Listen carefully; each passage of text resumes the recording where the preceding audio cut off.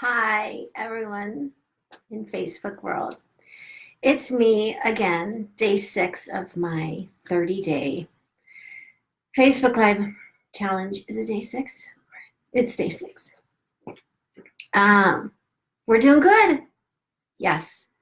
So I'm Susanna Quintana. If this is your first time joining, I am your narcissist, your resident narcissist recovery coach, helping one woman at a time get over her narcissistic ex for good, forever and ever and ever, like in the fairy tales. Happily ever after. Okay, I'm also a writer and I can tell you some other things about me. I am a single mom of 3 boys. Well, actually, 3 young men. My youngest is the only one still at home. He's 16. So shout out to all the other single moms out there. You're awesome. I love single moms because I know how hard the work is, and your kids are lucky to have you. So go single moms. Okay, so hello everybody. This is really exciting. Okay, so I wanted to jump right in, and please, while we're doing this, and I'll keep an eye on the comments. Oh, Kirsten, thank you. She's saying that how comforting it is that I'm to see me, and I can't see any of you, but I still feel you. I feel your energy. I feel your presence. I know a lot of you out there can't even like or comment because you're being watched or monitored or whatever. So I see all of you, and that's the reason that I'm doing this in the first place. It was really intimidating and scary for me. It took me, it's like August, right? And I was thinking about this last year. Like, there's this little voice in my head, or this little person on my shoulder that's like, Facebook Live, you need to get on Facebook Live. So I'm here. And it's still kind of scary because I'm not used to this, because after living most of my life, most of my adult life, expressing myself through the written word and not through the oral word, it's scary. Like I was saying the other day, that this isn't like getting back on the bike. This is a whole new bike that I'm riding. So practice makes perfect. So this is what I'm doing. I'm all in. I'm here for it. And thank you for coming along on the ride. It should be fun and interesting. Maybe embarrassing for me sometimes, but that's okay. Okay, so today, and again, please ask me questions. I love questions. It gets the conversation going.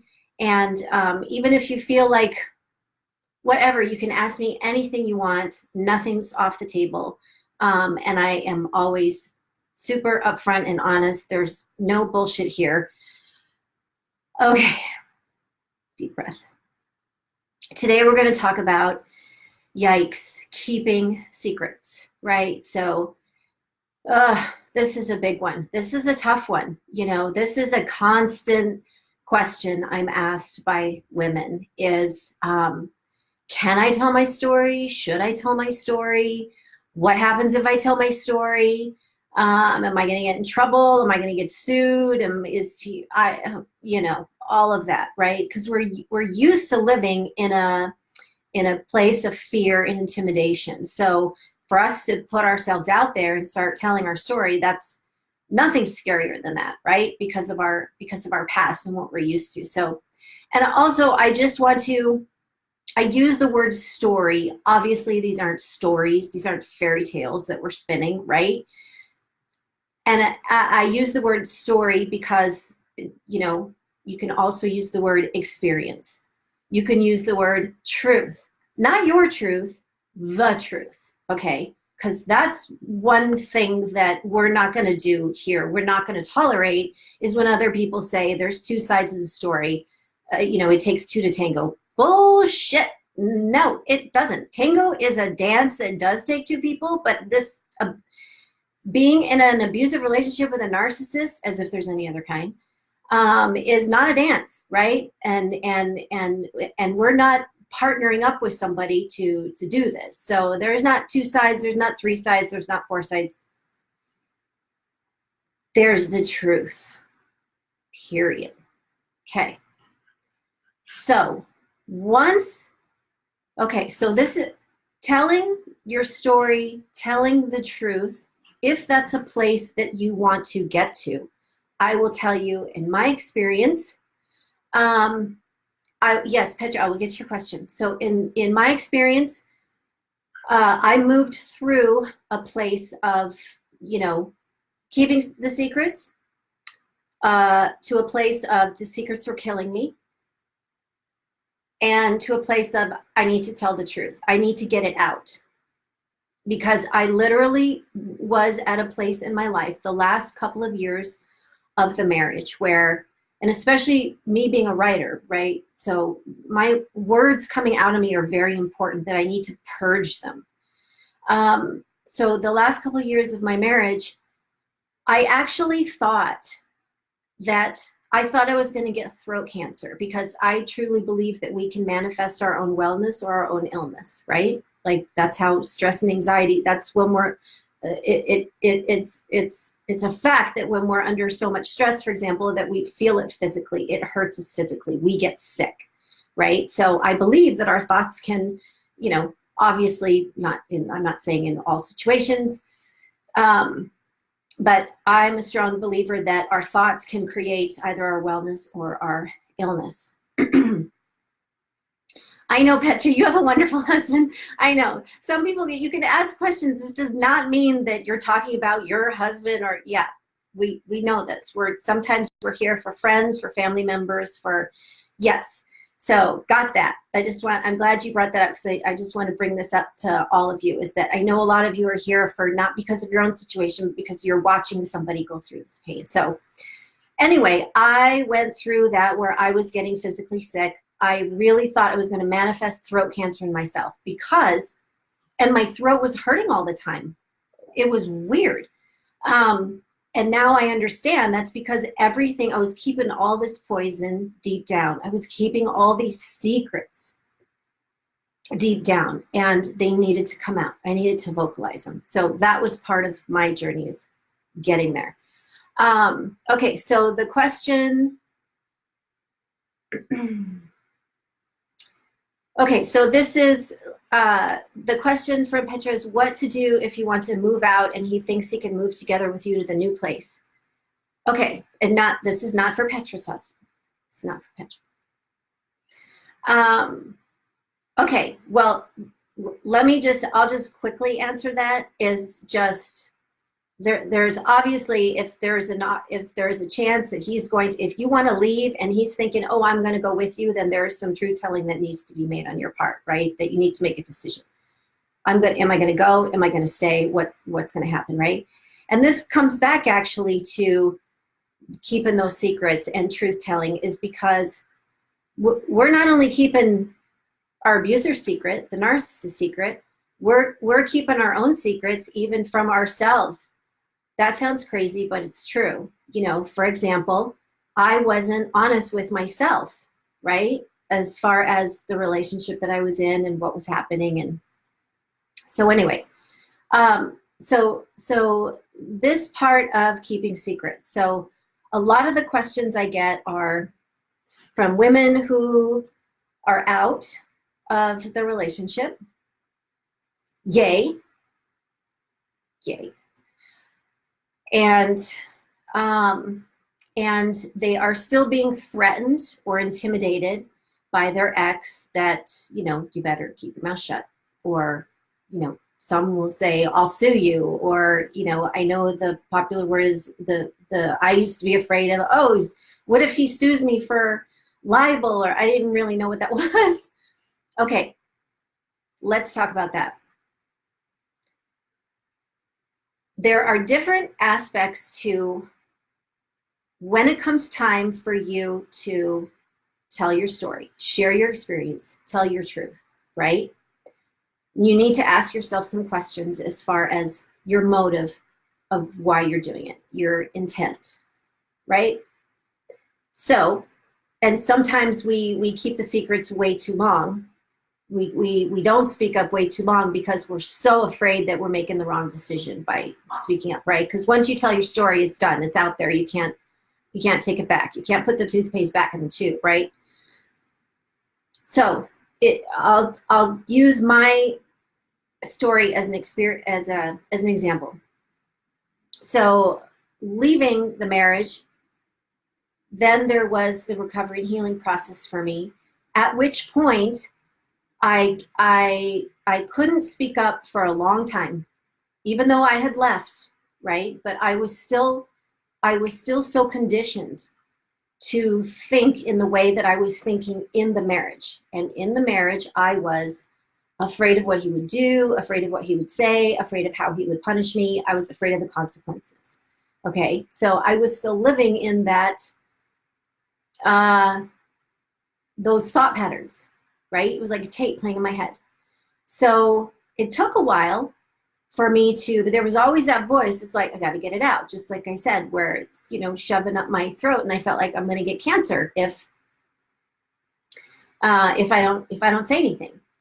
Then it came to a point where, just like everything else with me is, and I honestly don't know where this comes from. I don't know.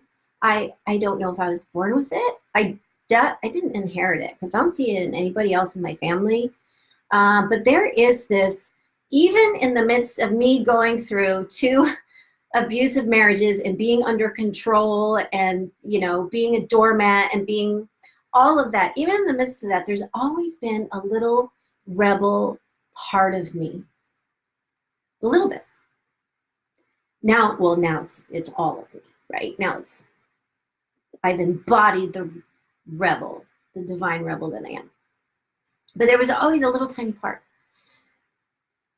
So this little tiny part that started growing, that girl that I used to be, probably, right? Because when I was a little girl, that I was all of that. I was a, full-fledged rebel when I was little. I could do anything I wanted. I could beat all the boys in the potato sack races and in the, and in diving in the pool and all of that. I had no fear. And there was a rebel part of me that was like, if you poke and poke and poke and poke and poke, then finally.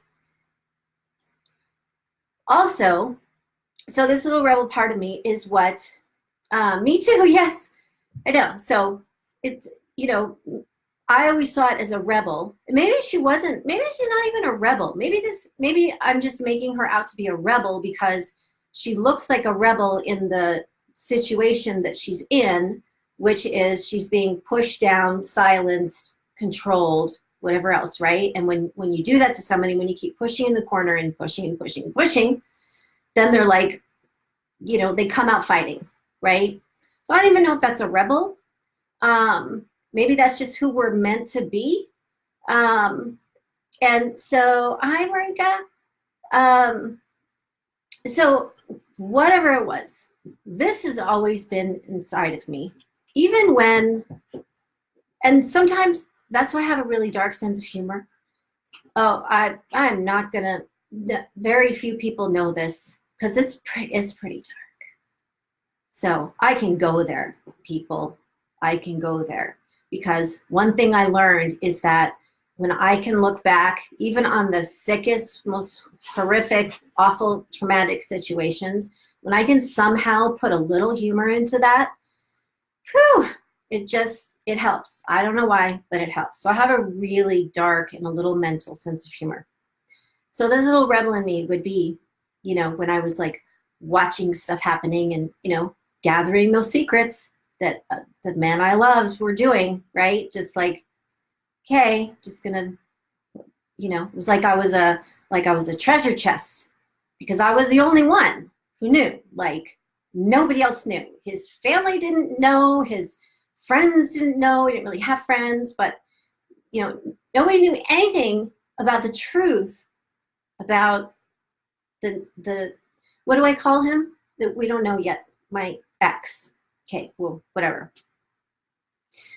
So there was always that little rebel part of me that's like, I don't know, either someday I'm telling on you, or I don't know. So this manifested, and I did go through a period where I started putting my toe in the water. And Gretchen, I'll get to your question. Let me just finish this thought. So I stick my toe in the water and sort of test, like, how far can I go? So some of you on Facebook, this was years ago, that I would sort of, I kind of put a little bit out there, right? And just test the waters, whatever else. So anyway, fast forward to today, and I don't keep secrets anymore. I will tell you why in a minute, and who it's hurting if you are keeping those secrets. And also we'll talk about the consequences. Let me just read this question. Okay, so Gretchen wants to know, even though I was abused, I left the marriage and we are divorced. Why does it hurt to know he is with another?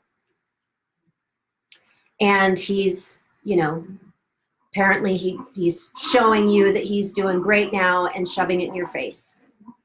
And that this is an awesome question. Why do I miss my abuser? Yes, we all do in the, you know, in that beginning stage of the recovery process. And when I say beginning, I don't mean like the first few months. Like, this could be a couple of years, right? You don't just stop loving somebody when you find out they're a narcissist, or when you leave because you can't take the abuse anymore, or when they leave you. You don't just, because you're a normal person, you're not the narcissist. So it's not like your feelings just turn off. So that is something to accept, to let yourself feel what you need to feel as far as that.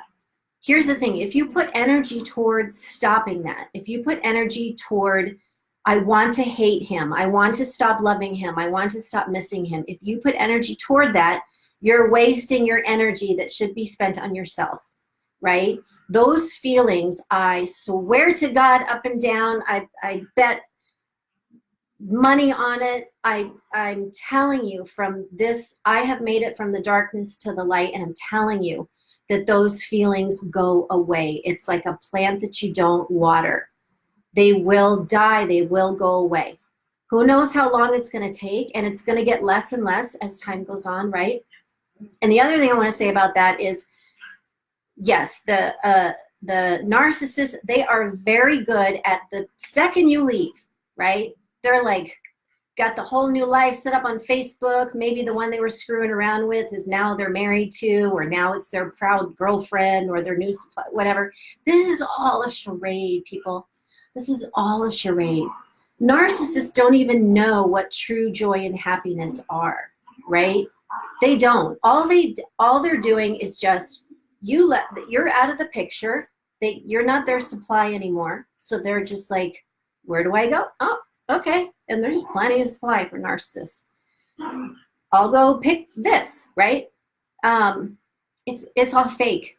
It's just, narcissists are inherently, heard here first, they're cowards. They're cowards, and they're filled with shame, right? They're filled with shame of being discovered. Because they have an act, right? They're like the greatest actor of all time. They have an act that they need to uphold. So, of course, they're going to, which is a sign. When you see, like, if you're friends or family and you're on the outside and you may not understand what it's like to watch somebody you love go through this pain, it's very easy to see who the victim is and who the narcissist is. Super easy, because look at them like a month later.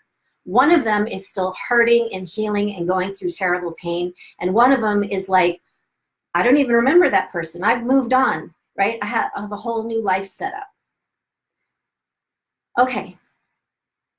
Let's get back to,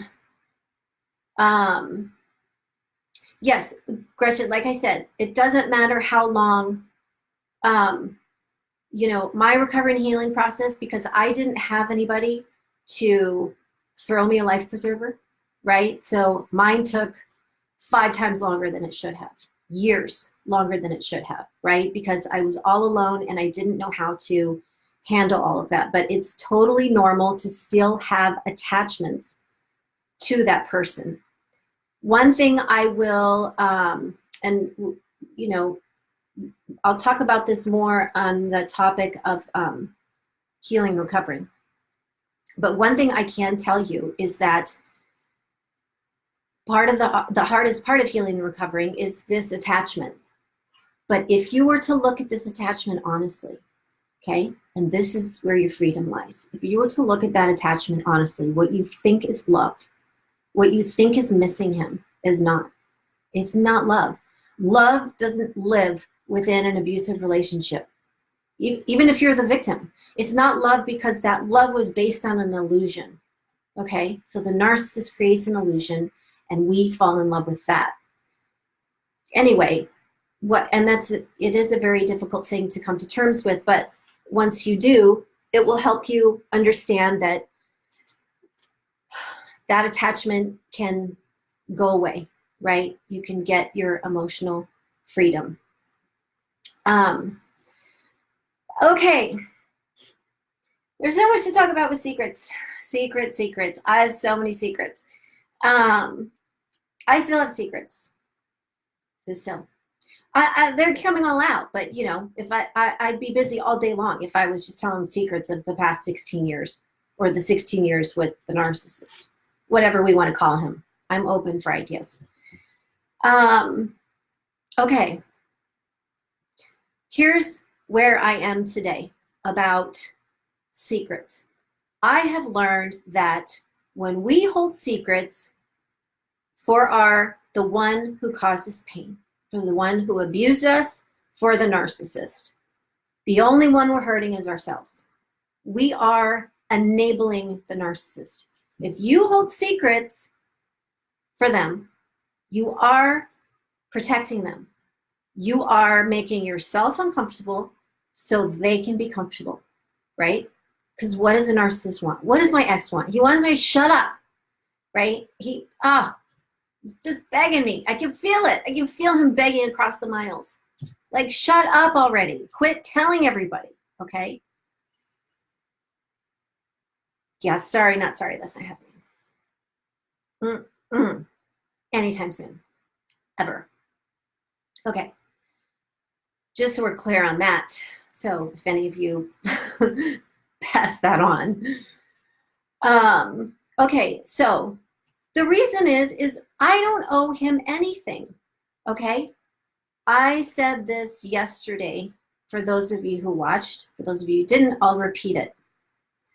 Anne Lamott, who is one of my favorite writers, and she is talking about writing, but you can use it as for just speaking in general, right? She says, if people wanted you to write or speak warmly about them, they should have behaved better. I love that because it's putting the burden and the blame on whom it belongs, okay? You are not to blame for what somebody else did, okay? So I had a lot of secrets in many aspects. For example, I had secrets of who he really was, what people didn't know about him that I did, lots of stuff. Holy cow. How he reacted, how he was in, because we were very immersed in the community. We were very social because we had a ballroom and we taught a lot of people and in the newspaper, and we taught at the school. Anyway, we knew a lot of people. We were out mingling and doing that social thing a lot. And nobody saw the real him. Nobody. Because I was just, all the stuff that I knew about him, I was ingesting, putting it down, deep, deep down, right? I want to read this real quick. Your stories. Oh, good. I'm glad. Carla's saying about, we were talking about ambient abuse.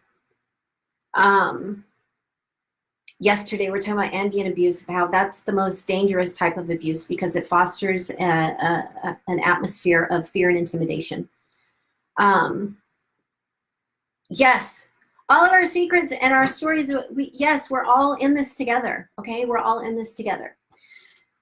So these secrets, okay, what I realized once I was out and I got my strength back, because the one thing about telling the truth, and again, whatever form that takes, whether it's just telling your friends, whether it's going on social media, whether it's maybe you want to write a blog, maybe you want to write a book to help others after your experience, whatever that looks like. As long as you start, so when you're thinking about telling those secrets, as long as you start at the foundation of all of that, which is what's your motive? What's your intent? Okay? We don't want to do it with a motive of getting back, right? We don't want to do it with a motive of vengeance or, well, I'm going to show him, or I'm going to prove this is the worst one. This is so dangerous and it will come back and it will bite you in the ass. Well, I'm going to tell everybody what an awful person he is. That will, I promise, that is going to bite you in the ass. Here's why. Narcissists have already been creating a narrative about you, right? They've already been creating the story. Like they're holding the pen and writing your story when you're with them. And they're telling everybody that story. So by the time you are out, and if you were to like say, okay, I'm telling everybody about what an asshole he is and what he's done to me, there are going to be plenty of people who are like, oh, see, you the narcissist told us you would do this. Yeah, you're crazy. Oh, you poor thing. Bless your little heart. Yeah. Not only that, but when we do it out of that motive, which is vengeance, we're only hurting ourselves. Again, it's a matter of energy, right? So we're taking that really precious energy, which we don't have a lot of, especially when we first get out, right? Like we're emotionally depleted, we're beaten down, we're exhausted. So you're taking that precious energy and you're putting it toward something that's not going to benefit you. And it will come back and bite you in the ass, because then you're going to be hurt all over again when you find out that all those people, some people will react with, you know, they'll be like, no, we don't believe you, right? A lot of people will, again, it's because they've been already set up. They've been taught, right, about who you are. They don't really know the whole story, but so check your motive and your intent first. It can't include needs for vengeance. It can't include bitterness or anger. It doesn't mean you can't be angry, okay? There are some days, and this is the thing about anger, and I know women are not allowed to have anger. Well, I don't know. Yeah, right, whatever. Anger is a really healthy emotion, especially for women, because it motivates you to do something about it, right? Anger that is just explosive anger that goes out and does nothing but adds to the confrontation or puts fuel in the fire. No, that's not a good use of your anger. But anger is essentially a good emotion, I believe, especially for women, because it's something we're taught we're not allowed to do. So it just builds up, right? And then the volcano erupts. So you can have anger, but you don't want to be speaking out because of that anger, okay? Now, I will tell you from my experience, because I speak out a lot and I write a lot over the past few years, that people are still going to accuse you of that, okay? Who cares? Whatever. Who cares? They don't know. So just keep doing it. So, hi from Spain. Hi, Judith. And again, I just want to remind any of you who have just joined that please ask me any questions. You know, if you're in a position where you're keeping secrets from somebody and you're afraid of like the consequences or whatever, please ask away. So let's talk about those consequences. Okay. I have had 0 consequences, okay, for speaking out. Because what I consider a consequence is what I used to be afraid of if I spoke out.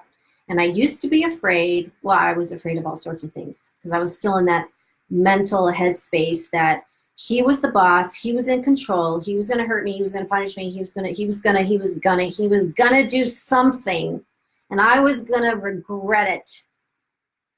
Okay? So I had all these fears. I also had the fear that what if he, I don't know, I didn't know anything about the law or legal repercussions, or what could he sue me?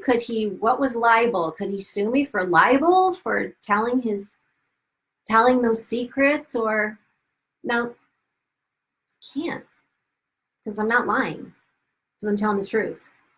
It's the same truth as he and I had a baby, and or he and I went on this trip back in wherever, it's all the same. All the shit that you do in a marriage is, it's up to you if you want to tell people about it or not tell people about it. And by the way, me telling the secrets that I kept, this is not even about him. You see? That's not about him. It looks like it's about him because I'm telling secrets that reveal what he did, okay? And it's all the truth, so he can't sue me for libel. I actually wished he would at one point. I'm like, bring it. Sue me. That way we can go and I can prove that I'm telling the truth, and then it can all be revealed, right? So maybe he's smart for not suing me because he knows that then the truth would really be out there. Anyway, so me telling my story, sharing my experience of what happened to me, benefits me because not only is it cathartic that I need to get it out, I need to purge it, right? I can't keep that deep inside of me, it's just making me sick. And also, it helps me in the way that I can help others so that I can, it's the same thing we do for anything. If we know something that's going to hurt somebody else, we warn them, right? We say, hey, don't go see that movie. It sucked. Don't waste your money. I'm using a very light example. But you would warn somebody if danger, whatever, if you could help somebody avoid a potentially dangerous situation or harmful situation, of course you would.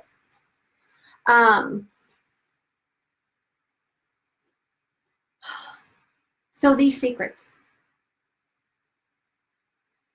I have no obligation, neither do you, to whoever hurt you. I have no obligation to him. 0. Nothing. No loyalty. Nothing. It's all to myself now because I spent those 16 years in the marriage, and it was all about him, right? Protecting him, helping him, covering up for him, lying for him, right? We have to tell these secrets, people. You have to tell your story, right? Because I'll say it again and really take this to heart and think about this, is that when you keep a secret that you're dying to tell, right?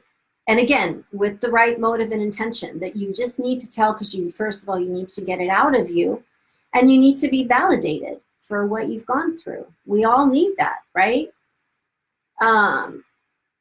So with the right motive and intention for doing that, you have no obligation to somebody who purposefully, on purpose, hurts you, okay? On purpose. Can we say it again? For the people in the back. Narcissists do what they do on purpose. Otherwise, if you look at a normal, healthy relationship with two healthy people, right? I'm not saying people don't fuck up all the time and make mistakes. And I'll even use the example of, you know, even with two healthy people, there might be an issue of infidelity. Maybe somebody cheated. Okay? There is still the potential with two healthy people that somebody would be remorseful, that would feel awful about what they did, knowing it was a mistake, and whether or not this person's going to forgive them is up to them, right? If they want to take that chance. But with a healthy person, that's just not going to happen again, okay? Because they see the pain that they've caused you, and somebody who loves you and cherishes you is not going to hurt you twice with the same behavior. That's what narcissists do. That's why it's really easy to figure it out.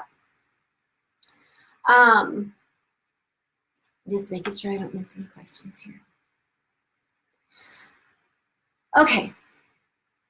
So when it comes to telling your story, and again, I use the word story, your experience, the truth, right? Because this is definitely not a fairy tale, although it can end well for you. Yes, it's so important that you go through the fear and do it anyway. Tell who you need to tell. Like I said, figure out the way. Some of the women that I've worked with they've worked so hard on their recovery and their healing, and they get to a place where they're like, wow, I've learned so much, which is what my journey was. I've learned so much and I'm so strong now that now I'm in a position to help those who are still struggling, right? That's exactly what I do. So in order to do that, you have to share your experience and just tell the truth. There's nothing anybody can do about that, right? If you're telling the truth. I will say, expect backlash. From a narcissist, expect backlash. You may hear threats, intimidation. Yes, you may. I did. I still do to an extent. Last year I had a situation, just last year, like, this shit doesn't end. It's okay though, I can handle it. I can handle it because I'm now in my throne and I'm claiming my space, and he just can't touch this.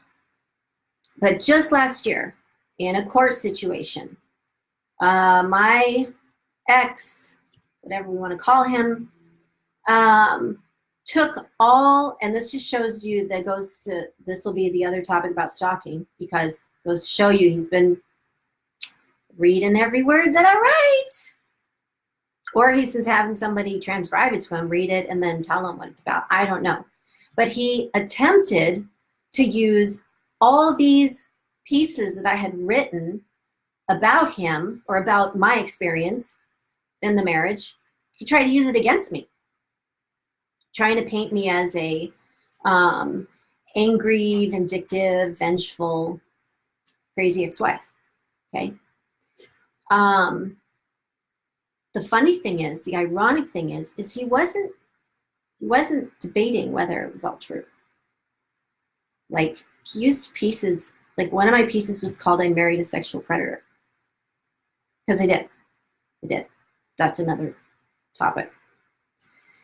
I better write that down. So he wasn't debating that it was true. He was just saying that I was doing that to get back at him or something. So you may come against that. Here's my advice. When you're going to start sharing your experience, remember, it's not about them. It's about you. It's about you. You have a right to talk and say what happened to you. The days of women being quiet and submissive, that's over. Spread the word. Spread the word to all the quiet women you know. Spread the word. That's over. We're not doing that anymore. We're just not. We're done. So it's not about them, it's about you. So when you are thinking about, you know, sticking your toe in those waters, be prepared for what could possibly happen. Be prepared for backlash, for consequences, for, well, I don't know consequences because I didn't suffer any consequences. I got a lot of, again, you know, threats and just sort of pushback, but really no consequences that hurt me, obviously, because I'm still talking. And now I'm talking more than ever, and now I'm doing it on Facebook Live. Oh my God. Okay. So here's the thing about, and this is a great tool to use in all of your, on the whole journey of recovery and healing, okay? Is that, so let's take this specific example. If you're thinking about writing or just sharing, whatever venue that is, check. You decided, I'm going to do it, check. You've checked your motive and intention. It's good, right? You're doing this for yourself, not out of bitterness or vengeance or anything. Okay, check. Next, what you want to do is you want to, my motto is, one of my mottos, hope for the best, prepare for the worst, okay? So there's two parts to that. You can't just hope for the best. You can't just pretend, well, I'm not going to think about it right now, or I'm not going to, you know, hopefully he won't do anything, okay? What you're doing is you're setting yourself up for later surprise, disappointment, pain, anger, whatever else, right? So here's how you take the element of surprise out of what they're going to do, because you don't know what they're going to do. So here's how you take it out of it. You prepare for the worst. So ask yourself, when you go to speak out, however you're going to do that, or whatever that looks like, whatever venue it is, and I advocate, write a book, write a blog, share your story, do it. Because somebody out there needs your help, right? There's so many people out there that need your help. Prepare for the worst and ask yourself, what is the worst he could do? Okay? What's the worst that could happen? So then what you're going to do is you write a list, right? Well, he could threaten to sue me for libel. Well, he could go to my friends and tell them I'm all sorts of bad things. Well, he could, I don't know, attack me on social media. Well, whatever, just write it down. Then go back through those fears, right? Because these are the fears, your worst fear, and tell yourself how would you handle it if that happened, okay? So let's take the one, what if he sues me for libel? Let's answer that. What if he sues me for libel? Well, okay, so he sues you for libel. He really can't. I don't even know what lawyer would take that case unless it's a real shady, seedy, narcissist lawyer. But if so, libel or like defamation, right? That means that their lives have been negatively affected because of lies you're spinning about them, okay? The best example of that is like the Me Too movement, okay? Where tons of people are coming out with accusations, and 99% of them are telling the truth, with accusations against people that it could have happened 10 years ago, it could have happened 20 years ago, it could have happened 5 days ago, right? But they don't have any proof, but they're telling the truth, right? You can't touch the truth. You can't touch the truth, right? Remember, if they wanted you to write great things about them, to say great things about them, then they should have been a better person. They should have been nicer. Yes, Bonnie says, silence only enables them. Please help yourself by telling everyone what you're dealing with in a factual manner. Yes, absolutely, absolutely. And again, that goes back to that motive and intent, right? Is that we don't want to We don't want to do that out of vengeance and bitterness because we've been hurt. That's why it's good to take that time to be quiet. You know you're going to speak out, but to figure out when, when you can do it with the good intention for that you're doing it for yourself, 100% for yourself.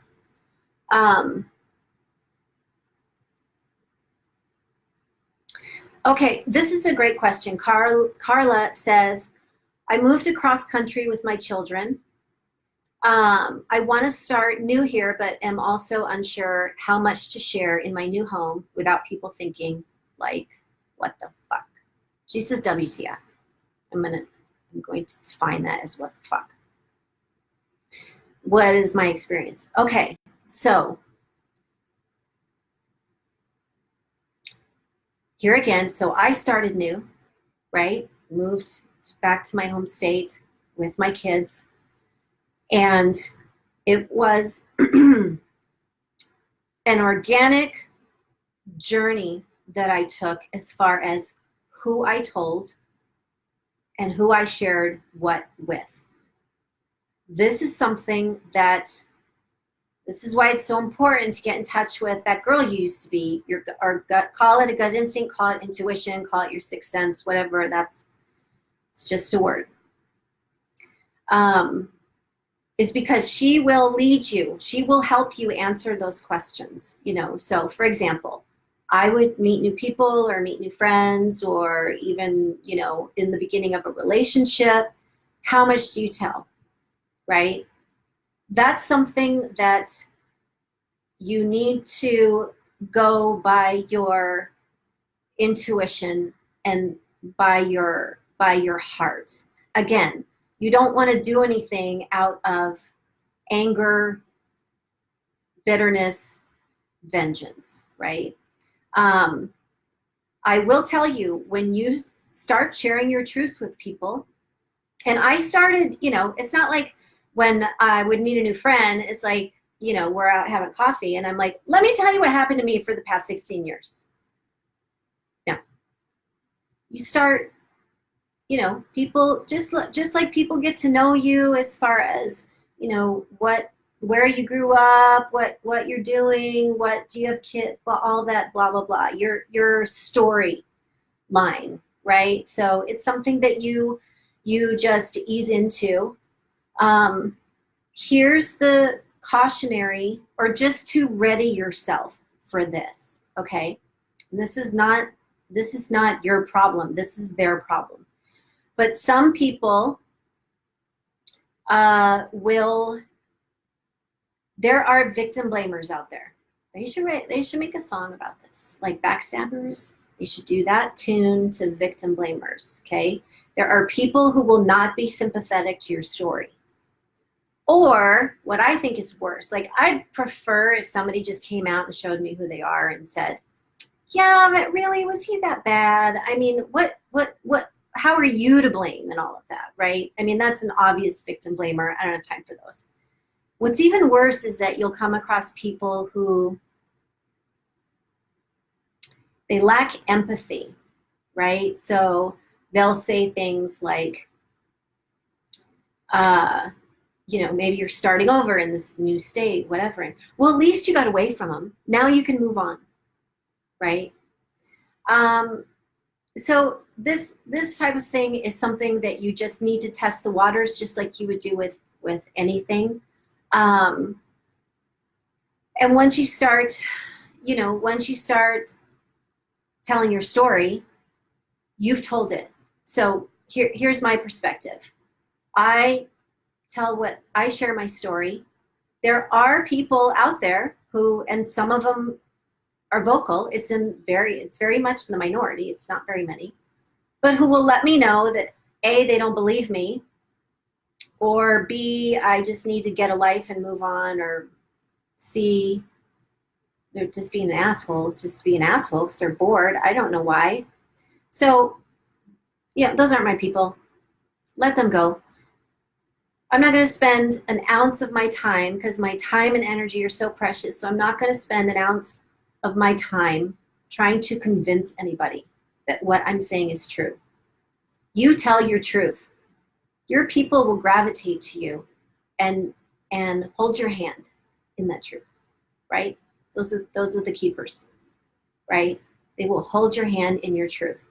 Anybody who doesn't come into your space and hold your hand in your truth and just stands outside and judges you, leave them outside, okay? Don't open the door. Okay, before we wrap up, I want to make sure that I'm not missing. I'm sending love to all of you today. Yes, this is, okay, we're going to talk about this, Michelle, the smear campaign. Oh, especially when you have kids. We're going to talk about all that. That's a yucky, painful, you know, when I still, to a small degree, deal with that with my youngest son, is what the narcissist says to their own children, right? Because, again, I've said this before, narcissists will use their own kids to either get at you or for their own self-serving needs. So usually it's, especially like if you have younger kids that are still very much in both of your lives, they will use their own children to hurt you, right? And if that means lying to their own kids, if that means, they'll do it. I've seen it. It happened. It happens. Right. We'll talk about that. We're going to do a topic on the smear campaign. I have a list, people. Well, that's not 30 topics, but I have a list. I'm going to put more on there. Yes, one of the, with the victim blamers, thank you, Judith, is to gray rock them and those without empathy, right? So what is empathy? Oh, you know what? Please look this up. I should have done this before. I didn't even think about this. Please look up Brene Brown's, if all of you know Brene Brown, look up her, just go on YouTube and look up the cartoon of empathy, like put in or empathy cartoon, Brene Brown. And it is such, it's a cartoon, but it is such a beautiful description of what empathy is. Those are the people you want in your circle, right? Everybody else, we're done. Sorry, we're booked. No more reservations. No more room for you people. Okay. I'm going to finish up here today by saying again, any day now, I'm expecting my shipment of the hardcover of my book. It's going to be so cool to see that. And it's a new cover. I mean, I like the cover. It's okay, but the new cover is way better. But until then, and it'll be in bookstores next year. But until then, you can go to my website, SusannaQuintana.com. The link's on my Facebook page, and get a free copy, easy peasy, for your Kindle, or it's an ebook. You just read it on your computer, super easy. Also, events. Shoot, I'm gonna go to mercury.com, the events, because Chris Godinez and I, we go around the country and talk all things narcissist with groups of people, and it's super great because you're virtually getting like two been there, done that gals who are there for you to talk to personally, ask all your questions. I should have done this earlier. I'm sorry. Here's the link right here. We're going to be in Reno. Get your tickets now, because if there's not enough people, then they cancel the event. Because we have to have a certain amount, whatever it was. So any of you in the Reno area, I have to find out how long it takes to drive there. I don't even know. I don't even think I've ever been to Reno. I'm pretty sure I have not. So hopefully this will be a go. So you can go there and do that. Also, send me, if you're not a friend, maybe you're a follower or whatever, you can send me a friend request. And that way, if you were to send me a private message, I get it right away. Otherwise, it goes into some weird filtered place that I don't know. It goes into the ether somewhere. So feel free to friend me. Now, I do get a lot of, hello from Philly. I do get a lot of friend requests from some weird ass profiles. Now, I feel like I have a pretty good handle on who the scammers are, or just I don't know. It's, yeah. But, so if I don't accept your friend request, because when you send a friend request, like my page is public, so everything I put on my page is public. But sometimes people will send a friend request and their whole Facebook is private. And when that happens, you can't really see anything on the friend request itself, right? So if I happen not to accept it, just send me a private message and say, hey, I tried sending you a friend request. And then I'll know, oh, okay, you're a normal person. You're not some weird freaky guy in Indonesia who's trying to get lucky. Gross. That happens way more often than I want it to. Okay, so tomorrow's topic, let's do the smear campaign, because we were just talking about that. That sounds good. We'll talk about the smear campaign tomorrow. And then, okay, here we go.